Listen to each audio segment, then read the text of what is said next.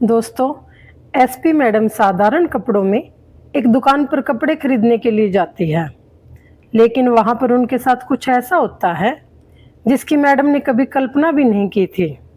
उनकी और दुकानदार की किसी बात को लेकर झड़प हो जाती है और दुकानदार उन्हें धमकी देने लगता है कि आप या तो मेरी बात मान जाओ वरना मैं पुलिस को बुला लूँगा। इस पर एसपी मैडम मुस्कुराने लगती है और दुकानदार से कहती है, ठीक है, अगर ऐसी बात है तो आप पुलिस को ही बुला लो, पुलिस ही हमारा फैसला कर देगी।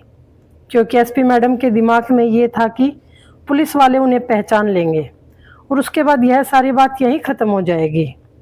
लेकिन जैसे ही पुलिस वाले आते हैं तो वह दुकानदार उनसे कुछ ऐसा कहता है जिसे सुनने के बाद वह पुलिस वाले एसपी मैडम को अपने साथ थाने ले जाते हैं। अब एसपी मैडम इस बात को देखकर बड़ी हैरान है कि उन्होंने उसे नहीं पहचाना और उल्टा वह गलत का साथ दे रहे हैं। इसके बाद इस कहानी में कुछ ऐसा होता है जिसकी किसी ने कल्पना भी नहीं की होगी। क्या हुआ था इससे आगे? पूरी कहानी की सच्चाई जानने के लिए वीडियो को अंत तक जरूर देखें। दोस्तों, हरियाणा के भिवानी जिले में एक नई एसपी मैडम की नियुक्ति होती है। इनका नाम है पूनम। वो अपनी ईमानदारी के लिए बहुत ही प्रसिद्ध थी। अब जैसे ही उनकी यहाँ पर पोस्टिंग होती है तो पोस्टिंग हुए उन्हें एक ही दिन हुआ था और दूसरे दिन ही उनका छोटा भाई उनके पास आता है। दरअसल उनके छोटे भाई की शादी होने वाली थी और वो अपनी बहन को अपने साथ ले जाना चाहता था। लेकिन एसपी मैडम उन्हें समझाते हुए कहती है, मैंने यहाँ पर अभी ज्वाइन किया है, इसलिए मैं बाद में आ जाऊँगी। लेकिन उनके समझाने पर भी उनका छोटा भाई नहीं मानता और आखिर में एसपी मैडम ने शादी में आने के लिए हाँ कर दी। इसके बाद अगले दिन एसपी मैडम शादी में जाने की तैयारी करने लगती है।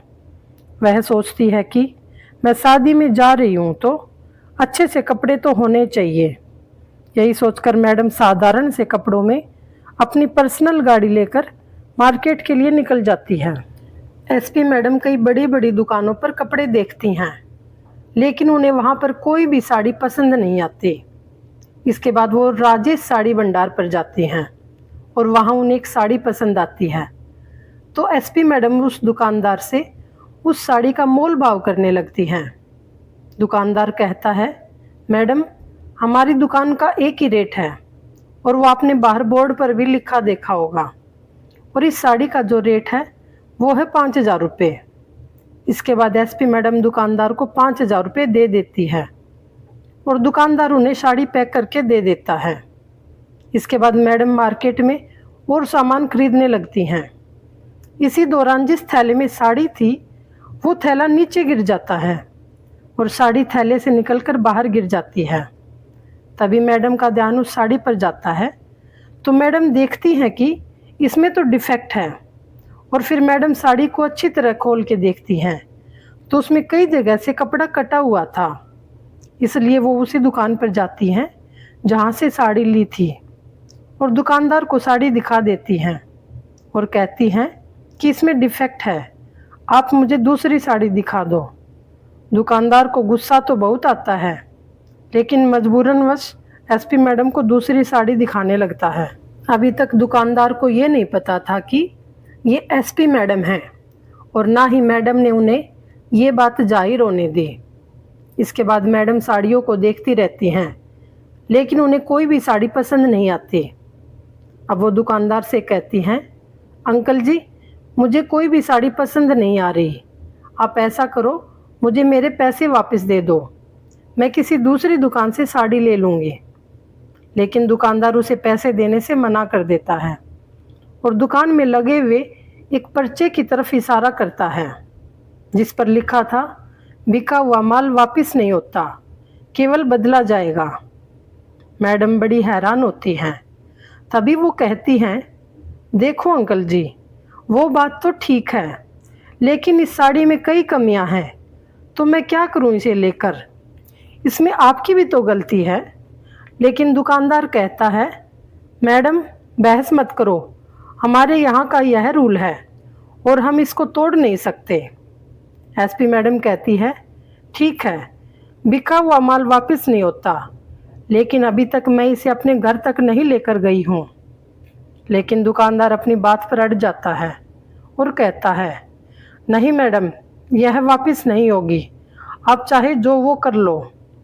इसके बाद मैडम कहती हैं, ये आपको वापस लेनी ही होगी, वरना मैं यहाँ से नहीं जाने वाली, मैं यहीं बैठ जाती हूँ जब तक आप मुझे पैसे वापस नहीं दे देते। दुकानदार जब देखता है कि यह महिला अडिग है और यह यहाँ से नहीं जाने वाली, तो वह उसे पुलिस की धमकी देता है और कहता है कि या तो आप यहाँ से चली जाओ, वरना मैं पुलिस को बुलाकर आपको अंदर करवा दूंगा कि आप यहाँ पर मेरे साथ गलत कर रही हो, और यहाँ पर सीसीटीवी कैमरे भी लगे हैं। जब आपने एक बार सामान खरीद लिया तो दोबारा वापस नहीं होगा। अगर आपको इसके बदले में कुछ और चाहिए तो आप ले सकती हैं, लेकिन पैसे नहीं मिलेंगे।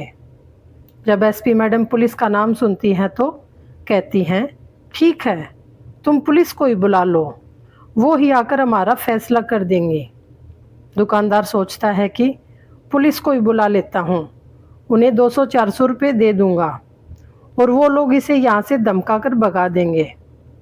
ऐसा सोचकर दुकानदार पुलिस के पास फ़ोन कर देता है और उन्हें अपनी समस्या बताकर उन्हें यहाँ बुला लेता है। एसपी मैडम सोचती हैं कि पुलिस आते ही उन्हें पहचान लेगी और दुकानदार को ही डांटेगी, और वो ये भी देखना चाहती थी कि पुलिस वाले यहाँ पर कैसा व्यवहार करते हैं। थोड़ी देर बाद वहाँ पर पुलिस आ जाती है और दुकानदार से पूछने लगते हैं। दुकानदार उन्हें एक साइड में ले जाता है और वहाँ पर चुपके से 500 रुपये दरोगा की जेब में डाल देता है और कहता है, साहब, इसको यहाँ से ले जाओ, इसने दुकान का माहौल ख़राब कर रखा है। अब जेब के अंदर 500 रुपये आते हैं तो पुलिस वाला होता है वह ईमानदारी से अपना काम करने लगता है, क्योंकि उसकी जेब गर्म कर दी थी दुकानदार ने। पुलिस वाला मैडम को डांटता है और कहता है, आपको शर्म नहीं आती? जब दुकान पर लिखा हुआ है कि बिका हुआ माल वापस नहीं होगा, तो आपको दिख नहीं रहा क्या? अब यह सब सुनने के बाद एसपी मैडम बड़ी हैरान होती हैं, क्योंकि असलियत में उस दुकानदार की ही गलती थी, लेकिन ये लोग उल्टा उन्हें ही ब्लेम कर रहे हैं और यह भी नहीं पहचान पा रहे कि ये यहाँ की नई एसपी हैं। अब तो एसपी मैडम इस खेल को जारी रखना चाहती हैं। वो दरोगा साहब से कहती हैं, इसमें मेरी कोई गलती नहीं है, ये दुकानदारी गलत है, आपको इसके खिलाफ एक्शन लेना चाहिए। लेकिन दरोगा साहब जल्द से जल्द मामले को रफा दफा करना चाहता था। इसी वजह से वह मैडम पर चिल्लाने लगता है और कहता है, आपने दुकानदार को और परेशान किया तो मजबूरन आपको गिरफ्तार करना पड़ेगा। यह बात सुनकर एसपी मैडम को गुस्सा तो बहुत आता है, लेकिन वो चुप रहती हैं। मैडम कहती हैं, अगर ऐसी बात है तो आप मुझे जेल में बंद कर दो, मैं भी देखूं आप मुझे बेमतलब कैसे अंदर कर सकते हैं। अब यह बात दरोगा को चुभ जाती है और वह हवलदार से कहता है कि इन्हें जीप में बैठाओ। तभी एसपी मैडम कहती हैं, क्या आपको इतना भी नहीं पता कि किसी महिला को गिरफ्तार करते वक्त एक महिला पुलिस होनी चाहिए? अब वहाँ पर काफ़ी भीड़ इकट्ठी हो गई थी। तभी दरोगा फ़ोन करके एक महिला कांस्टेबल को बुला लेता है और वो महिला कांस्टेबल उन्हें पकड़कर जीप में बिठा देती हैं। बाजार के अंदर सभी लोग यह सब कुछ देख रहे थे। अब पुलिस के सामने भला कौन बोलेगा? अब एसपी मैडम को थाने में ले जाते हैं। जैसे ही एसपी मैडम थाने में पहुंचती हैं तो वहाँ पर एक पुलिस वाला मैडम को अच्छी तरह से जानता था। उसने कई दिनों तक एसपी मैडम के पास ड्यूटी की थी, इसलिए वो मैडम को जानता था। अब जैसे ही वह एसपी मैडम को थाने के अंदर आता हुआ देखता है कि पुलिस वाले उन्हें पकड़कर ला रहे हैं, तो वह बड़ा हैरान हो जाता है। वो दरोगा को समझाने लगता है कि साहब, आपने बहुत बड़ी गलती कर दी है और इस गलती के लिए आपको बहुत पछताना पड़ेगा। लेकिन तभी एसपी मैडम समझ जाती हैं कि इस पुलिस वाले ने उन्हें पहचान लिया है, तो वह एकदम से आंखों ही आंखों में उस पुलिस वाले को चुप रहने का इशारा करती हैं और वो पुलिस वाला भी समझ जाता है। इतनी ही देर में दरोगा कहने लगता है कि गलत क्या किया है? यह हमें चैलेंज कर रही थी कि ये कानून को हमसे ज़्यादा जानती हैं, तो इसी वजह से इसको उठा लाए। एक रात हवालात की हवा खाएगी तो इसे पता चल जाएगा कि कायदा कानून क्या होता है। ऐसा कहकर उन्होंने मैडम को जेल के अंदर बंद कर दिया। अब एसपी मैडम अंदर से ही दरोगा को कानून की बातें बताती है। इससे दरोगा को और भी गुस्सा आता है और वह एक महिला कांस्टेबल को कहता है कि अंदर जाओ और इनकी अच्छी तरह से पिटाई करो, तब इन्हें अच्छी तरह समझ आ जाएगा कानून का। अब जैसे ही महिला कांस्टेबल अंदर जाती है तो एसपी मैडम कहती हैं, एक कदम भी आगे बढ़ाया तो तुम्हारे लिए बहुत बुरा होगा। अब एसपी मैडम अपना आई कार्ड बाहर निकालती हैं और महिला कांस्टेबल को दिखाती हैं। जब महिला कांस्टेबल आई कार्ड देखती हैं तो एकदम से हैरान हो जाती हैं और ज़ोरदार सैल्यूट लगाती हैं। अब यह सब कुछ देखकर दरोगा पूरी तरह से कंफ्यूज हो जाता है। अब एसपी मैडम लॉकअप का दरवाज़ा खोलकर बाहर निकलती हैं और दरोगा को धमकाने लगती हैं। अब दरोगा समझ जाता है कि हो ना हो ये इस ज़िले की नई एसपी साहिबा होंगी। अब जो पुलिस वाला एसपी मैडम को जाना पहचाना करता है वह सभी लोगों को एसपी मैडम के बारे में बताता है। इसके बाद सभी पुलिस वाले मैडम को सैल्यूट करते हैं। अब जो दरोगा था वो एसपी मैडम के पैर पकड़कर उनसे माफ़ी मांगने लगता है और कहता है कि मैडम मुझे माफ़ कर दो, मुझसे बड़ी गलती हो गई और आगे से ऐसा कुछ नहीं होगा। लेकिन तभी एसपी साहिबा उसे उठाती हैं और कहती हैं, आपने गलती नहीं की है, आपने तो पूरी ईमानदारी से अपना काम किया है। मैंने वह चीज़ भी देखी थी जब उस दुकानदार ने आपकी जेब में 500 रुपये रखे थे। आप बहुत ही ज़्यादा ईमानदार हो, लेकिन आपकी जो ईमानदारी है वह रिश्वतखोरी के प्रति है, ना कि सरकार के प्रति।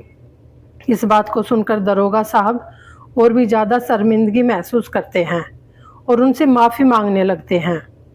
अब एसपी मैडम फ़ोन करके कुछ उच्च अधिकारियों को वहाँ पर बुलाती हैं और उस दरोगा की सारी करतूत उन्हें बताती हैं और उस पर सख्त कार्यवाही की मांग करती हैं। लेकिन तभी जो उच्च अधिकारी होते हैं वो कहते हैं, इसके लिए हमें सबूत चाहिए, तो आपके पास कोई सबूत है क्या कि इसने रिश्वत ली है? तभी मैडम को याद आता है कि दुकान में सीसीटीवी कैमरे हैं, वहाँ से ज़रूर कुछ मिल जाएगा। अब मैडम एक पुलिस वाले को साथ लेकर उस दुकान पर जाती हैं और सबसे पहले अपना आई कार्ड दिखाती हैं।